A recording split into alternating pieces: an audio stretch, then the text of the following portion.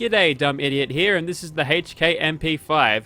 This is a somewhat customizable standalone submachine gun type weapon capable of being used in semi-auto and auto forms alike. It uses the standard submachine gun animation, so unfortunately there's nothing new for animations, which is a shame, but the weapon still works pretty fine. It is balanced to be around about on par with 10mm and 45 caliber Tommy guns in the vanilla game, which is okay with me. So getting right into the attachments, at 66 base damage, that's alright.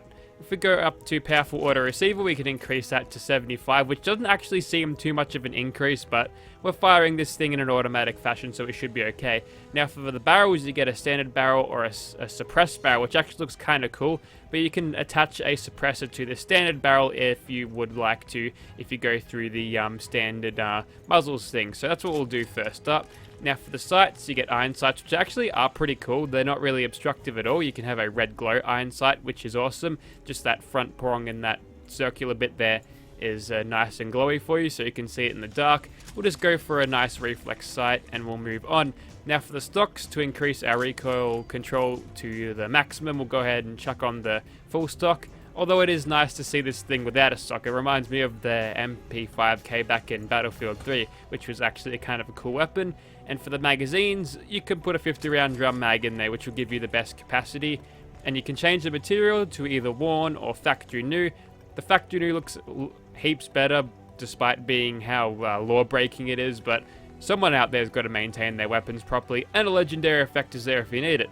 This particular standard MP5 can be created at a chemistry station under H&K MP5, but this particular one is the unique variant. It fires 45s and doesn't actually have a whole lot of recoil other than that. We'll go ahead and chuck on the powerful auto receiver. We'll keep this one loud and proud because we do have that little bit of extra damage. Also, the 45 thing is actually a legendary effect, which is interesting. So there you have it, that's the H&K MP5 and all its customization. Let's get into some gameplay because I got some cool armor. Okay, here we are in Gunner's Plaza with our MP5 looking thing. Looks pretty good. I like the reflex sight. Moving into third person, you can see there's a little bit of hover handing with this, but that's okay. Also, we've got some cross cybernetics on. They've got a lot of benefits attached to them, but I'd be here for like 10 minutes if I went and going through all of them. I'll just leave a link in the description if you're interested. I've also got a jetpack on the back because I was originally just going straight for the jetpack, but then I realized it looked kind of stupid if it was attached to nothing. So the cross cybernetics works really well with that. There's a lot of the things that give you immunity to fall damage too, which works well for the jetpack. Now, despite being in caution, we're not able to get the sneak attack criticals, at least on that first person. But as you can tell, when those sneak attack criticals started landing, our damage output increased heaps. So using this as a stealthy character is obviously going to be the best way you can do this. And we're in danger now, so we'll have to see how this thing goes without all of that. So we'll just try and aim at the head because this thing has very little recoil to speak of. Sometimes aiming for the head is a little bit of a problem because they like to dance around, and when they stagger, their head just moves out in all the wrong places. So you can negate that just by shooting at their crotch though, because they don't move their hips when they get staggered around. It sort of stays in the right place. So if you want to guarantee those hits, then shooting him in the bum or the front bum, then you'll be able to kill them much easier. Let's switch over to our 44 one. I didn't actually hotkey that. How stupid of me. There it is there. This one's going to be unsuppressed. And as you can tell, we're using the submachine gun sounds, which I haven't replaced. Other ones were replaced by the combat rifle sounds that I made the Battlefield 4 replacer for, so it was sounding like a UMP from Battlefield 4. Which didn't really suit the weapon since it was firing 45s, 10mm shots, so not that great. In VATS, this thing does incredibly well for what it is. Having a reflex sight there obviously does help quite a bit. But even then, as a two-handed rifle type weapon, because of commando weapon, we actually get quite a amount of shots off. If I just test this against Captain Bridget, we should be able to one VATS strafer if we're lucky. If we throw a crit in there, we'll probably guarantee that. Heaps better damage there. She's popping a stim pack now, which means she stopped shooting at us. No damage over time. Also, the whole deal with the scopes making people show up is a thing. I think that's part of my cybernetics.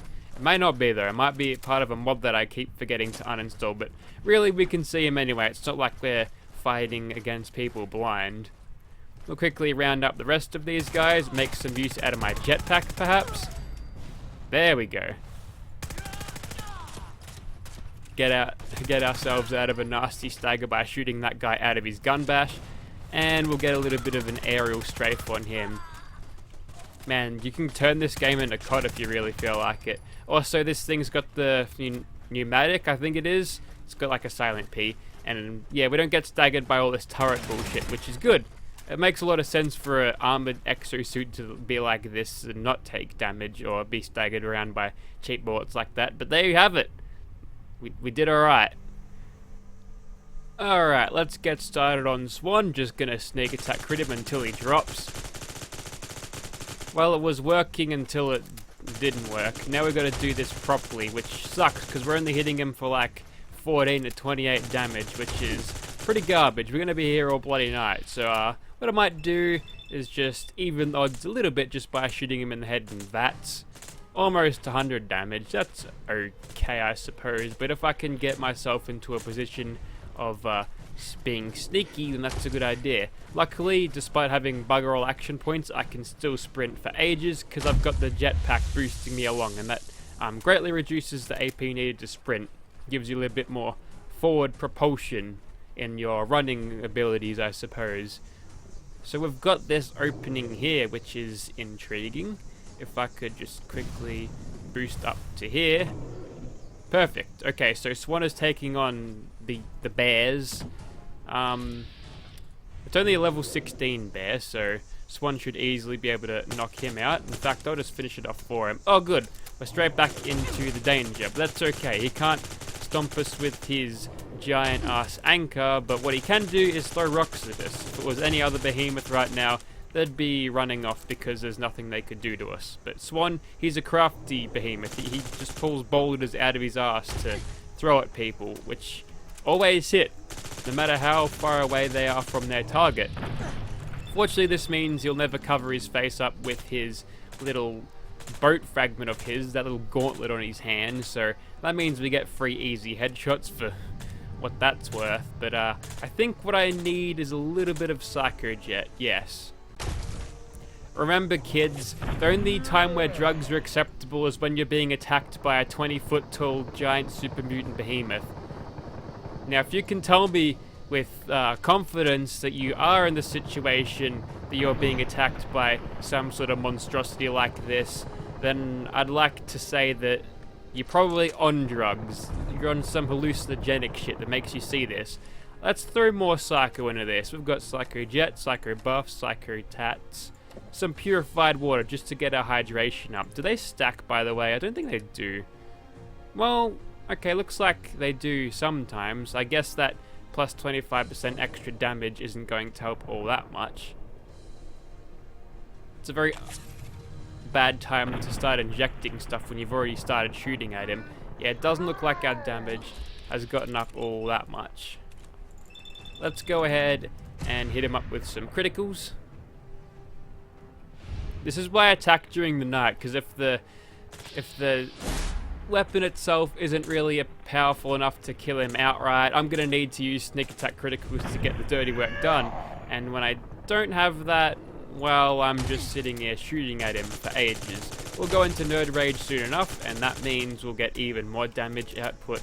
At that point, I'll probably pop some more Psycho Jet because we're doing okay, hitting him for 50 each time, which is odd. Okay, we're into Nerd Rage territory. There we go. Let's use some VATS on him. If anything, it'll show you... Oh, I fell down. Whoops, that's not good.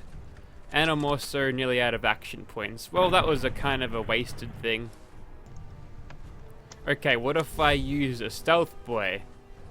Let's go invisible for just a second. He's still right onto us. Okay, back into caution. There we go. All it takes is a stealth boy and now he's dead. And that is, again, why I attack at night. Sometimes it's easier, it'll be faster for me to kill stuff if I can just sneak attack crit everything.